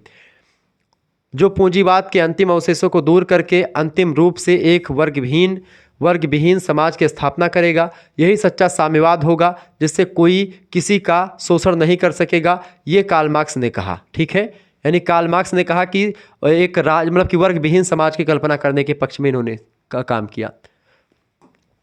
अगला क्वेश्चन आ चुका, द्वंद्वात्मक भौतिकवाद की प्रमुख विशेषताओं की विवेचना कीजिए। देखिए, मार्क्स के द्वारा प्रतिपादित द्वंद्वात्मक भौतिकवाद वास्तव में एक वैज्ञानिक अवधारणा है जिसे उसकी प्रमुख विशेषताओं के द्वारा ही समझाया सकता है। सबसे पहली विशेषता है द्वंद्वात्मक भौतिकवाद की, घटनाएं अंतः संबंधित और आत्मनिर्भर होती हैं। द्वंद्वात्मक भौतिकवाद में जो घटनाएं होती हैं वो अंतः रिलेटेड होती हैं और आत्मनिर्भर होती हैं, सेल्फ डिपेंडेंट होती हैं। संसार में कोई भी चीज़ वस्तु स्थिर नहीं, मतलब कोई भी वस्तु या कोई भी चीज़ स्थिर नहीं है, यानी सब कुछ परिवर्तनशील है, परिवर्तन ही प्रकृति का नियम है। द्वंद्वात्मक भौतिकवाद ये सिद्धांत बताता है। तीसरी बात, संसार में परिवर्तन सदैव ही सरल और सीधे ढंग से होता है, इसमें कोई जटिलता नहीं होती। सभी वस्तुओं तथा प्राकृतिक घटनाओं में आंतरिक विरोध की प्रक्रिया स्वाभाविक रूप से चलती रहती है, यानी सभी वस्तुओं में, प्राकृतिक घटनाओं में विरोध कहीं ना कहीं पे थोड़ा बहुत परस्पर तरीके से होता रहता है, द्वंद्व होता रहता है। प्रत्येक समाज में दो विरोधी शक्तियाँ होती हैं, पहला होता है वाद, दूसरा होता है प्रतिवाद। और वाद और प्रतिवाद रूप मतलब कि ये अपने रूप में क्रियाशील रहती हैं, दोनों में उस समय तक निरंतर संघर्ष चलता रहता है जब तक उसमें संवाद यानी कि समाधान की स्थिति नहीं आ जाती है, तब तक वो चलता रहता है। तो यही द्वंद्वात्मक भौतिकवाद होता है, यानी पहले वाद होगा, फिर उसका प्रतिवाद, यानी कोई विचारधारा आएगी, उस विचारधारा पर कोई एक प्रकार से दूसरी विचारधारा आएगी जो उस विचारधारा का खंडन करेगी, फिर उसके बाद में उन दोनों विचारधाराओं पर डिबेट होगा, खंडन मंडन की प्रक्रिया चलेगी, फिर एक संवाद होगा जिसके द्वारा दोनों के सिद्धांतों को मान करके और एक नए प्रकार का सिद्धांत आएगा, संवाद, फिर वाद आएगा, फिर विवाद होगा, ऐसे संवाद। ठीक है, तो वाद, प्रतिवाद और संवाद ये तीन फैक्टर होते हैं द्वंद्वात्मक भौतिकवाद के। अगस्त काम्ट इस बात को स्वीकार करते हैं। अगला क्वेश्चन आपके स्क्रीन पर आ चुका, फटाफट से आप देखने का प्रयास करेंगे। प्रश्न बहुत ही फेमस है, बहुत बढ़िया प्रश्न। सत्ता के कितने प्रकार होते हैं, सत्ता अथवा सत्ता के विविध प्रारूपों का उल्लेख कीजिए। सत्ता की परिभाषा है, सत्ता के बारे में बताया किसने, मैक्स वेबर ने। ठीक है, देखिए मैक्स वेबर के अनुसार सत्ता अग्रलिखित तीन प्रकार की होती है। पहले है वैधानिक सत्ता, दूसरी है परंपरागत सत्ता, तीसरी है करिश्माई या चमत्कारिक सत्ता। देखिए वैधानिक सत्ता क्या होती है, प्रश्न हमेशा आता है, ध्यान रखेंगे। वैधानिक सत्ता का तात्पर्य उस सत्ता से है जो राज्य के नियमों और उन नियमों को कार्यान्वित रूप से प्रदान करने के लिए राज्य के द्वारा नियुक्त विभिन्न पदों पर आसीन व्यक्तियों को उनके पदों के अनुसार प्राप्त होती है, वो उसको वैधानिक सत्ता। यानी कैसे मान लेते हैं मोदी जी को जो सत्ता मिली है, या मान लेते हैं योगी जी को जो मिली है, या कोई राजा है, राजा को कोई शक्ति पावर मिली है, तो वैधानिक सत्ता यानी नियम कायदों के अकॉर्डिंग उनको मिला है क्योंकि उन्होंने उस पद के लिए काम किया है। क्लियर। दूसरी सत्ता होती परंपरागत, जैसे आपके बप्पा के द्वारा आपको मिल गई, ऐसी सत्ता। जैसे कि परंपरागत सत्ता का तात्पर्य उस सत्ता से है जो किसी समाज में एक लंबे अरसे से चले आने वाले विश्वासों, आदर्शों, प्रथाओं और परंपराओं के अनुसार किसी व्यक्ति को परिवार व समाज में उसकी विशिष्ट स्थिति होने के कारण से उसको स्वभावता मिल जाती है। जैसे कि मान लेते राजा के यहाँ पैदा हो तो उसका लड़का राजा हो जाए या उसका लड़का राजा, तो यानी कि वो पैदा होते ही चीज़ें को पा गया। परंपरागत सत्ता वो होती है। ठीक है। तीसरी सत्ता होती है करिश्माई या चमत्कारिक सत्ता।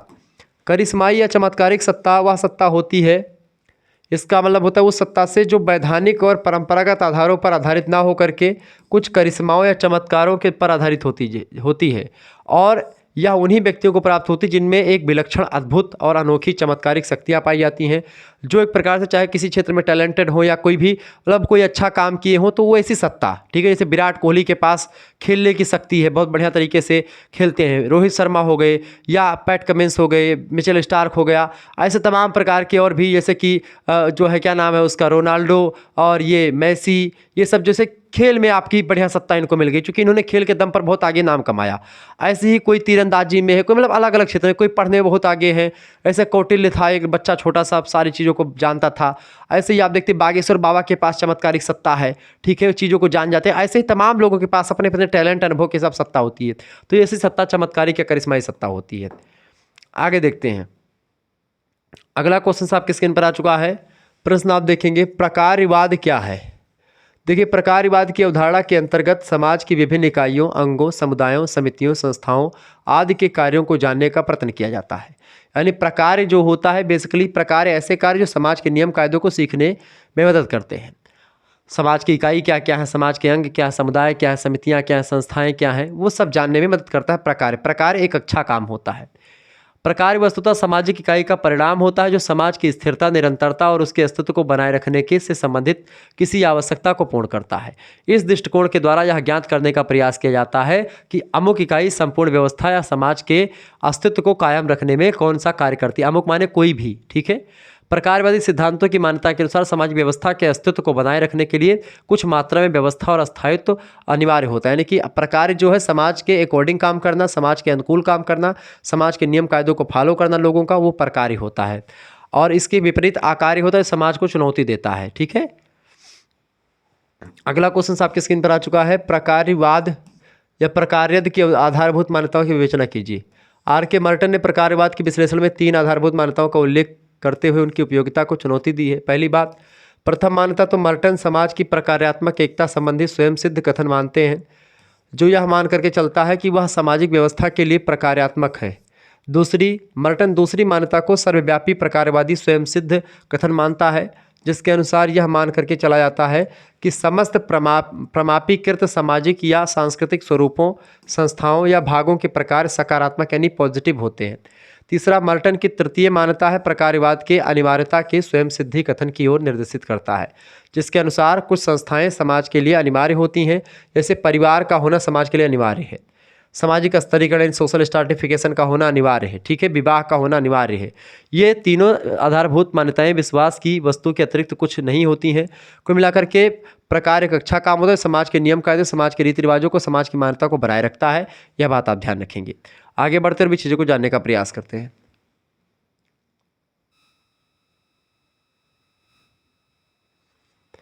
चले, अगला क्वेश्चन आपके स्क्रीन पर आ चुका है, फटाफट से आप देखने का प्रयास करेंगे। बहुत ही जबरदस्त क्वेश्चन आ चुका बेटा। प्रश्न है, स्पेंसर के सामाजिक विकास के सिद्धांत पर संक्षिप्त टिप्पणी लिखिए अथवा हर्बर्ट स्पेंसर के सामाजिक विकास के सिद्धांत की व्याख्या कीजिए। प्रश्न आ सकता है, सामाजिक विकास क्या होता है। देखिए, हर्बर्ट स्पेंसर संघर्ष को प्राणी शास्त्रीय विकास का प्राण और आधार मानते हैं। यानी कि संघर्ष जो होता है प्राणी शास्त्रीय विकास का प्राण या आधार होता है।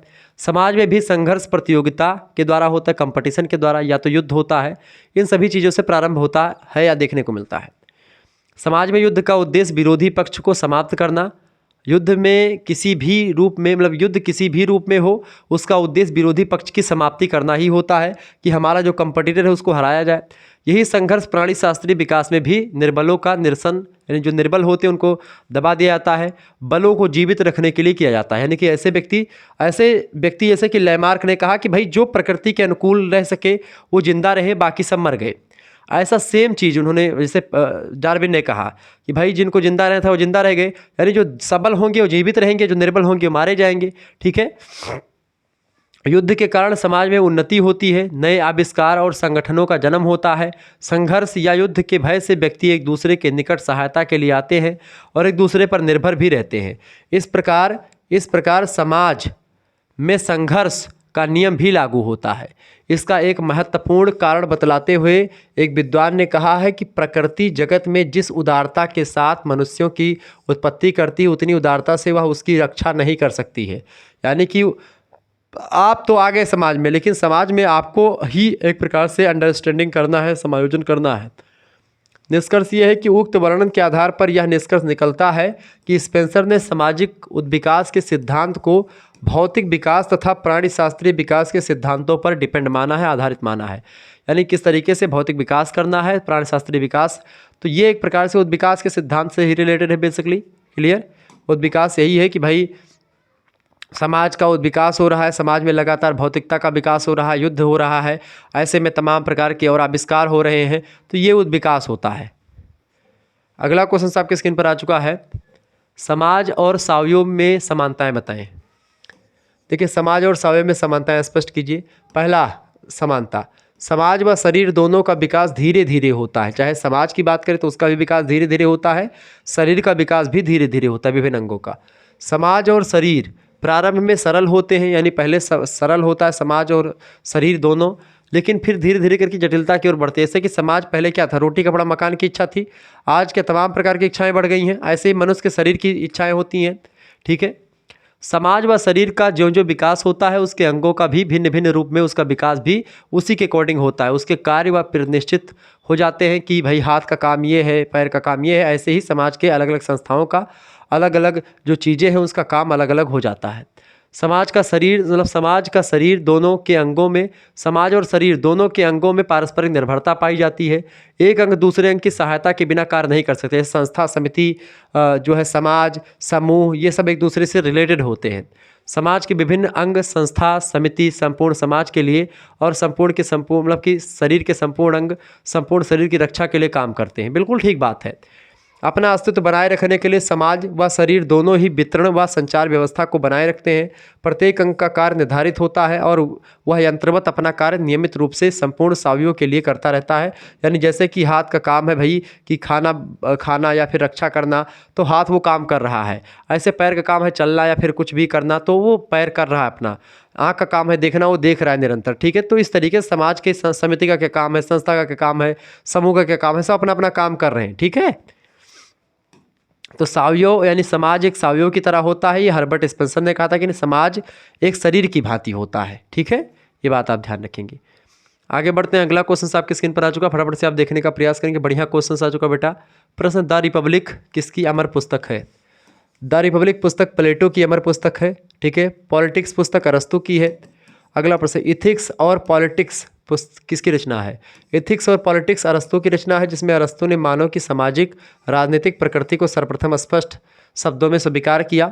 अरस्तु कहते हैं कि मतलब मनुष्य एक सामाजिक और राजनीतिक प्राणी है। Man is a social and political animal. ठीक है, अगला क्वेश्चन आ चुका, समाजशास्त्र को सामूहिक प्रतिनिधित्व का विज्ञान किसने कहा? तो इमाइल दुर्खीम ने कहा था सामूहिक प्रतिनिधित्व का विज्ञान। ठीक है, सामूहिक प्रतिनिधित्व वे सामाजिक प्रतीक हैं जो समाज के अधिकतर लोगों के द्वारा नियंत्रित होते हैं। ठीक है, अगला प्रश्न, स्वरूपात्मक संप्रदाय को विकसित करने का श्रेय किसको जाता है? स्वरूपात्मक संप्रदाय या समाजशास्त्र को विकसित करने का श्रेय जॉर्ज सीमेल को जाता है और उसके अनुयायियों को जाता है, जो जॉर्ज सीमेल के अनुयायी रहे हैं। ठीक है, अगला क्वेश्चन आपकी स्क्रीन पर आ चुका है, आदर्श प्रारूप क्या तात्पर्य है? आदर्श प्रारूप क्या होता है? आदर्श प्रारूप का तात्पर्य कुछ वास्तविक तथ्यों के तर्कसंगत आधार पर यथार्थ जो कॉन्सेप्ट होते हैं उनका निर्माण करता है। यानी कि जो आदर्श प्रारूप होते हैं वो वास्तविक तथ्यों के तर्कसंगत आधार पर सत्य को, यथार्थ को प्रकट करते हैं, उसके बारे में बताते हैं। पीटरिम सोरोकिन कौन है? पीटरिम सोरोकिन आधुनिक समय के समाजशास्त्रियों में पीटरिम सोरोकिन का नाम बहुत बढ़िया तरीके से उल्लेखनीय है। आपका समाजशास्त्रीय सिद्धांतों में सामाजिक तथा सांस्कृतिक गतिशीलता का सिद्धांत बड़ा फेमस रहा, काफ़ी लोकप्रिय रहा। मतलब किनका? पीटरिम सोरोकिन का। अगला क्वेश्चन आ चुका है, मानव प्रकृति और मानव व्यवहार के संबंध में प्लेटो के क्या विचार है? प्लेटो ने मानव की सामाजिक व्यवहार के निर्धारण में समाज को ही सर्वाधिक महत्व दिया है। मानव व्यवहार उस समाज की उपज है जिसमें कि व्यक्ति जन्म लेता है और पलता है। अतः समाज जिस रूप में चाहे व्यक्ति को व्यवहार करना सिखा सकता है, ये प्लेटो कहता है। फ्रांस में सर्वप्रथम क्रांति कब हुई? 1789 में क्रांति हुई फ्रांस में। फ्रांस की क्रांति के 4 राजनीतिक कारण लिखिए। पहला कारण है राजा की निरंकुशता बढ़ गई थी, इस वजह से क्रांति आई। राज दरबार का अपव्यय, राज दरबार में एक प्रकार से केवल कुछ ही लोगों का फेवर हो रहा था। करों का भार जनता पर बढ़ रहा था। अयोग्य राजा भी था, तो ऐसी स्थिति में क्रांति होनी स्वाभाविक सी बात है। 1789 क्रांति का क्या परिणाम निकला? मतलब 4 सामाजिक कारण लिखिए। देखिए, स्वतंत्रताओं की न्यूनता थी। दूसरी बात, चर्च में असमानता और पक्षपात हो रहा था। कैथोलिक धर्म की प्रधानता थी, तो ऐसे प्रोटेस्टेंट नीति वाले व्यक्ति जो है दब रहे थे। समस्त जनता का विभाजन हो चुका था। जो कुछ जनता थी मतलब कि उत्पादन और उत्पत्ति के साधनों पर कुछ लोगों का अधिकार था, शासन के तंत्र पर कुछ लोगों का अधिकार था। 1789 फ्रांसीसी क्रांति के 4 आर्थिक कारण लिखिए। सबसे पहले युद्धों का अपव्यय हो रहा था, युद्धों पर अपव्यय हो रहा था, युद्ध पर बेमतलब का खर्चा हो रहा था। दूषित कर व्यवस्था थी, यानी कि टैक्स लेने की व्यवस्था ठीक ठाक नहीं थी, बेकार थी एकदम से। राज दरबार पर भी अपव्यय था, राज दरबार पर खर्चा खूब बढ़ रहा था। फ्रांस पर भारी राष्ट्रीय ऋण भी आ चुका था, चूँकि फ्रांस बहुत मतलब कि गहरे जो है ऋण में चला गया था, कर्जा बहुत हो चुका था। अगला प्रश्न, मेरी एंतुआनेत कौन थी? मेरी एंतुआनेत फ्रांस के राजा लुई 16वें की पत्नी थी, जिनकी फ्रांसीसी क्रांति में महत्वपूर्ण भूमिका थी। उनका राजशाही खर्च बहुत अधिक था, जिसके कारण से जनता असंतुष्ट थी। वो एक प्रकार से मेरी एंतुआनेत जो थी बहुत खर्चीली रानी थी, जिसकी वजह से क्रांति भी हुई। ठीक है, आगे देखते हैं। इसी वजह से खर्चा वर्चा ज़्यादा नहीं करना चाहिए, कि लिमिट में खर्चा करना चाहिए। अगला क्वेश्चन आपके स्क्रीन पर आ चुका है। प्रश्न है, समाजशास्त्र पर प्रथम पुस्तक कब और किसने प्रकाशित की?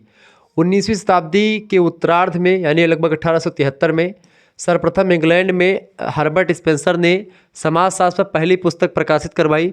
तो ये एक प्रकार से बहुत फेमस व्यक्ति हैं हर्बर्ट स्पेंसर, ध्यान रखेंगे। अगला क्वेश्चन आपके स्क्रीन पर आ चुका है। समाजशास्त्र को प्रायः अमेरिकन विज्ञान क्यों कहा जाता है? फ्रांस, जर्मनी, इंग्लैंड आदि की तुलना में अमेरिका में इन सब देशों से कहीं अधिक समाजशास्त्र का विकास हुआ, इसलिए समाजशास्त्र को प्रायः अमेरिकन विज्ञान भी कभी कभी कहा जाता है, क्योंकि अमेरिका में इसका विकास ज़्यादा हुआ, अमेरिका के लोगों ने इसमें ज़्यादा भूमिका निभाई। अगला क्वेश्चन आपके स्क्रीन पर आ चुका है। मनुष्य के विचार एवं तर्क को प्रभावित करने वाले तत्वों को समझाइए, बताइए। देखिए, मनुष्य के विचार और तर्क को प्रभावित करने वाले कई तत्व होते हैं, जैसे भौगोलिक तत्व, आर्थिक तत्व, संचार क्रांति, राष्ट्रीय भावना, धर्म की भूमिका, औद्योगिक क्रांति, इन सभी का प्रभाव पड़ता है मनुष्य के विचार को प्रभावित करने में। अगला प्रश्न, विज्ञान के विकास में प्रबोधन की कोई दो भूमिका बताएं। देखिए, प्रबोधन की भूमिका, प्रबोधन के अंतर्गत प्रतिपाद्य विषय के, प्रतिपाद्य मतलब जो उद्देश्य के ध्यान में रख करके किया, तो उद्देश्य विषय या प्रतिपाद्य विषय के आधार पर विभिन्न विज्ञानों के विषय में ज्ञान प्राप्ति किया जाता है प्रबोधन के द्वारा। मनुष्य को प्रतिपाद्य विषय बना करके मनुष्य को प्रतिपाद्य विषय बनाया जाता है, यानी उद्देश्य या अध्ययन का विषय। अनेक विज्ञानों का विकास हुआ है, जैसे मनोविज्ञान में मानव के मन का, शरीर विज्ञान में मानव के शरीर का अध्ययन किया जाता है, समाजशास्त्र में सामाजिक व्यवहार का अध्ययन किया जाता है, सामाजिक संबंधों का अध्ययन किया जाता है। तो मनुष्य को आधार बना करके तमाम अध्ययन किया जाता है, तो वही प्रबोधन होता है। प्रबोधन किसे कहते हैं? प्रबोधन क्या है, प्रश्न बन सकता है आपसे। देखिए, प्रबोधन व्यवहारिक विज्ञानों के विकास का परिणाम है। प्रबोधन का अर्थ दूसरों के विचारों का सम्मान करना, प्रत्येक को अपने विचारों के अनुगम करने की पूर्ण स्वतंत्रता से लिया जाता है। प्रबोधन एक महत्वपूर्ण तथा सांस्कृतिक अथवा मूल्य परक या मूल्यात्मक बहुतत्ववाद है, जो एक प्रकार से व्यवहारिक विज्ञानों के विकास के लिए सामने आया है। प्रबोधन का दूसरों के विचारों का सम्मान करना और प्रत्येक को अपने विचारों के अनुगम करने की, यानी जो वो चाहे वो ऐसा कर सकते हैं, अपने हिसाब से जो है चीज़ों को आगे बढ़ा सकते हैं। प्रबोधन की दो विशेषताएं बताएं। देखिए, प्रबोधन की दो विशेषताएं बताइए। पहली है तर्क बुद्धि की में अडिग विश्वास, प्रबोधन की पहली विशेषता है। तर्क और बुद्धि में अडिग विश्वास ही प्रबोधन की पहली विशेषता। दूसरी, प्रबोधन के अनुसार समाज का स्वाभाविक संगठन ही समाज का सर्वश्रेष्ठ संगठन होता है, यानी प्रबोधन के द्वारा या अनुसार समाज का जो स्वाभाविक संगठन होता है वही समाज का सबसे अच्छा संगठन माना जाता है। प्रबोधन की दो प्रमुख उपलब्धियां बताइए। देखिए, पहली उपलब्धि, प्रबुद्ध विचारों के प्रयास से धार्मिक अविश्वासों, कुरीतियों और रूढ़ियों की समाप्ति होती है, यानी कि प्रबुद्ध विचार या प्रबोधन के द्वारा ज्ञान विज्ञान के बढ़ने से क्या होता है, तमाम प्रकार की कुरीतियाँ समाज में विद्यमान हैं उन कुरीतियों का नाश होता है। साथ ही साथ में एक सिद्धांत आता है जिसमें कुरीतियों के अलावा उसका कुरीतियों का खंडन करते हुए एक सिद्धांत आता है, उनकी समाप्ति होती है। उदारवादी और मानवतावादी दर्शन और विचारों की स्थापना होती है। इसके अलावा प्रबोधन से वैज्ञानिक प्रगति का मार्ग प्रशस्त हुआ है। प्रबोधन माने ज्ञान का विकास हो जाना, इससे या वैज्ञानिक पद्धति के द्वारा ज्ञान का विकास, तर्क के आधार पर ज्ञान का विकास होता है, जिससे सारी चीज़ें स्पष्ट हो जाती हैं। समाजशास्त्र का सर्वप्रथम अध्ययन अध्यापन कब और कहाँ प्रारंभ हुआ? समाजशास्त्र का सर्वप्रथम अध्ययन अध्यापन 1876 ईस्वी में अमेरिका के येल विश्वविद्यालय में सबसे पहले प्रारंभ हुआ। ये बात भी आप ध्यान रखेंगे। अगला क्वेश्चन आपकी, वैसे तो विकास मतलब 1838 में फ्रांस में शुरू हुआ अध्ययन, लेकिन एक व्यवस्थित तरीके से अमेरिका में शुरू होता है। भारत में कब से? भारत में 1919 में सबसे पहले शुरू होता है। 1914 में वैसे समाजशास्त्र का अध्ययन शुरू हो गया, लेकिन 1919 में आकर के बम्बई विश्वविद्यालय में विधिवत तरीके से शुरू होता है। यूपी में आप देखते हैं लखनऊ विश्वविद्यालय से, भारत में बम्बई विश्वविद्यालय में सबसे पहले समाजशास्त्र का अध्ययन शुरू हुआ। समाज का अवयव में कोई दो समानताएं बताएं। देखें, समाज व शरीर दोनों का विकास धीरे धीरे होता है और समाज और शरीर प्रारंभ से सरल होते हैं, फिर धीरे धीरे जटिलता की ओर बढ़ते जाते हैं। बिल्कुल ठीक बात है। सायों और समाज में कोई दो भिन्नताएं बताएं, अंतर। देखिए, स्पेंसर के अनुसार शरीर का विकास स्वतः हो जाता है, इसमें मनुष्य की कोई भूमिका नहीं होती। वैसे हाथ बढ़ रहा है, पैर बढ़ रहा है, तो इसमें अपने आप विकास होता रहता है शरीर का, किंतु समाज का विकास स्वतः ना होकर के मनुष्य के द्वारा किया जाता है। ठीक है, दूसरा अंतर ये है कि शरीर में पूर्ण सत्ता है किंतु समाज में इसका अभाव पाया जाता है। ठीक है, अगला प्रश्न, समाज और शरीर में दो अंतर बताएं। तो स्पेंसर ने शरीर के अंग शरीर के लिए है, मतलब कि स्पेंसर के अनुसार शरीर के अंग शरीर के लिए हैं, जबकि समाज के अंग जो है व्यक्ति के लिए होते हैं। बिल्कुल ठीक बात। शरीर की संपूर्ण चेतना शक्ति एक बिंदु पर केंद्रित रहती है, जबकि समाज की चेतना शक्ति उसके विभिन्न अंगों में बिखरी हुई रहती है। बिल्कुल ठीक बात है, ये अंतर है समाज और शरीर में। भौतिक विकास के 3 मौलिक नियम बताएं। देखिए, भौतिक विकास के मौलिक नियम निम्नलिखित हैं। पहला है शक्ति का नियम, दूसरा है पदार्थ का नियम और तीसरा है गति का नियम। ये 3 नियम है भौतिक विकास के। अगला क्वेश्चन आ चुका है, क्रम विभाजन का क्या अर्थ है। देखिए, दुर्खीम के अनुसार श्रम विभाजन, दुर्खीम के अनुसार श्रम विभाजन का अर्थ विभिन्न लोगों या वर्गों में उसकी क्षमता के अनुसार कार्य का विभाजन करना, यानी कि जिस तरीके से इसके पास क्षमता हो, कैपेसिटी हो, उसके अकॉर्डिंग उसको काम देना चाहिए ताकि कार्य सुचारू रूप से किया जा सके और शीघ्रता से पूरा हो सके। जैसे जो व्यक्ति जिसके लायक है उसको वही काम सौंपा जाए। ठीक है, बेमतलब के काम बेमतलब के व्यक्तियों को नहीं सौंपा जाना चाहिए। अगला प्रश्न, यांत्रिक और सावी समाज में कोई 2 अंतर बताएं। पहला अंतर, यांत्रिक समाज में व्यक्तिवाद का अभाव होता है, यानी व्यक्तिवाद इसमें नहीं होता है, जबकि सावी समाज में व्यक्तिवाद या व्यक्तिक चेतना की स्वतंत्रता होती है। यांत्रिक समाज में दमनकारी कानून होता है, जबकि सावी समाज में प्रतिकारी या पुनर्स्थापना कानून होता है। बिल्कुल ठीक बात है। प्रतिनिधित्व की अवधारणा का क्या अर्थ है। देखिए, प्रत्येक समाज में कुछ ऐसी विचारधाराएं, मान्यताएं और परंपराएं पाई जाती हैं जिसको समाज के अधिकांश मनुष्य के द्वारा मान्यता प्राप्त होती है। इसलिए इन विचारों, इन धारणाओं को सामूहिक प्रतिनिधित्व की अवधारणा दी जाती है। इसी को इमानुएल दुर्खीम ने सामूहिक प्रतिनिधित्व का विज्ञान इसलिए समाज को कहा। समाज के रीति रिवाज, समाज के नियम कायदे ये सब होते हैं, समाज का एक बड़ा तबका उसको फॉलो करता है। इस वजह से जो नहीं फॉलो करना चाहते उनको भी फॉलो करना पड़ता है, क्योंकि उसको मान्यता मिल चुकी है, प्रतिनिधित्व हो गया। ठीक है, अगला प्रश्न आ चुका है, प्रतिनिधित्व की 2 विशेषताएं बतलाइए। पहली विशेषता, सामूहिक प्रतिनिधित्व समाज को अनेक सामाजिक संघर्षों से बचाता है। पहली बात, यानी चूंकि सब इकट्ठा रहेंगे, सब अपने मतलब कि सब जो है एक ही सिद्धांतों पर काम करेंगे, एक ही नियम कायदे रहेंगे, तो उससे संघर्ष कम होगा समाज में। दूसरी बात, सामूहिक प्रतिनिधित्व व्यक्ति के व्यवहार पर समाज के हित में अपना दबाव डालता है और समाज मतलब व्यक्ति का हित, समाज का हित, इसमें दोनों निहित होता है। अगला प्रश्न, दुर्खीम की आत्महत्या की परिभाषा दीजिए। देखिए, दुर्खीम ने आत्महत्या के बारे में कहा कि आत्महत्या वह होती है जिसमें व्यक्ति सकारात्मक या नकारात्मक रूप से ऐसा काम करता है जिसका परिणाम प्रत्यक्ष या अप्रत्यक्ष रूप से वह जानता है कि उसके शरीर के नष्ट होने से है, यानी उसका शरीर नष्ट हो जाएगा। उसको अंतिम लक्ष्य पता है कि हमको मर जाना है, अगर हम ये काम करेंगे तो हम मर जाएंगे। ठीक है, लेकिन किसी कारण के बस में वह अपने आप को मारता है स्वयं। ठीक है, ये आत्महत्या होती है, यह बात आप ध्यान रखेंगे। तो जिनको भी PDF प्राप्त करना है, PDF प्राप्त कर सकते हैं मात्र 100 रुपीज़ में। मात्र PDF उपलब्ध है आपका 91 61 93 60 62 पर SMS कर दीजिएगा। पेपर 1 पेपर 2 दोनों का PDF आपको मिल जाएगा। अपना नाम, ठीक है, अपनी यूनिवर्सिटी का नाम, अपने सब्जेक्ट के नेम लिख करके भेज दीजिएगा। वीडियो लेक्चर जो यूट्यूब पर अवेलेबल है, बाकी PDF नोट्स आपको उसके सब के मिल जाएंगे मात्र 100 रुपीज़ में। ठीक है, पेमेंट करिएगा, एक स्कैनर सेंड किया जाएगा, उसी पर मात्र 100 रुपीज़। अगर आप नहीं चलाते तो आप किसी दूसरे से भी पेमेंट करवा सकते हो। ठीक है, जिनको जुड़ना है जुड़ सकते हैं, और जिनको मान लेते हैं 6 सेमेस्टर में जुड़ना है वो भी SMS करके जुड़ सकते हैं। 6 सेमेस्टर के लिए जनवरी के जो है 15 के बाद में आपकी क्लासेस प्रारंभ होंगी। ठीक है, हालांकि आप ग्रुप से अभी से जुड़े रहेंगे तो आपको इन्फॉर्मेशन मिलती रहेगी। 100 रुपीज़ इसके लिए भी है। क्लियर, सारे सब्जेक्ट पढ़ाए जाएंगे विधिवत तरीके से। को करिकुलर भी इंक्लूडेड रहेगा उसमें। को करिकुलर में आपको पढ़ना communication skill and personality development, विश्लेषण क्षमता, डिजिटल जागरूकता वाले बच्चे जो चाहते हैं कि भाई देखना है वो ये वीडियो देख लीजिएगा। इसमें बहुत विधिवत तरीके से हमने समझाया। को curricular 5th semester analytic ability and digital जागरूकता, यानी विश्लेषण क्षमता और डिजिटल जागरूकता। ठीक है, analytic ability and digital awareness.